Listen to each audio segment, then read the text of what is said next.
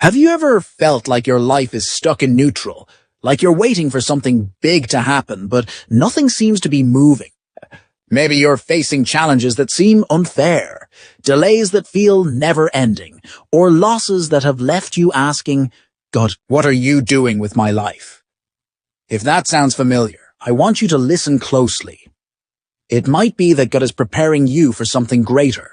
You're not forgotten. You're not being punished. You're being prepared. In this message, we'll explore 5 clear signs that God is getting you ready for something far beyond what you can imagine. And by the time we're done, you'll realize you're not walking through darkness. You're in divine training. Waiting is difficult. It stretches your patience, your faith, and your hope. But here's a powerful truth. God often does his deepest and most transformative work in us during seasons of waiting. Take Joseph, for example. God gave him a dream when he was just 17, but for years, nothing in his life looked like that dream. He was sold into slavery, falsely accused, thrown into prison, and forgotten. Yet, through it all, God wasn't ignoring him. He was preparing him. Joseph didn't go from the dream to the palace overnight. The waiting process shaped his character, deepened his humility, and refined his heart. As Isaiah 40:31 says, "But they that wait upon the Lord shall renew their strength. They shall mount up with wings as eagles." And so if you're in a waiting season, don't mistake it for wasted time. It may be the very place where God is helping you grow wings. Another sign is spiritual pressure.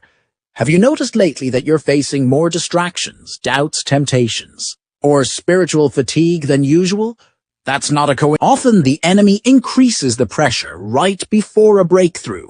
Why? Because he senses what's coming, and he wants to stop you before you get there. But here's the good news. Pressure builds strength. Just like muscles grow through resistance, your faith matures through spiritual tension. As James 1:4 tells us, "Consider it pure joy whenever you face trials of many kinds, because you know that the testing of your faith produces perseverance." So if you're under pressure, don't give up. It's a sign you're being strength. Sometimes God prepares you for more by removing relationships that no longer belong in your next season. Maybe you've lost a friend, a relationship ended, or certain people started treating you differently. It's painful, but it might not be punishment.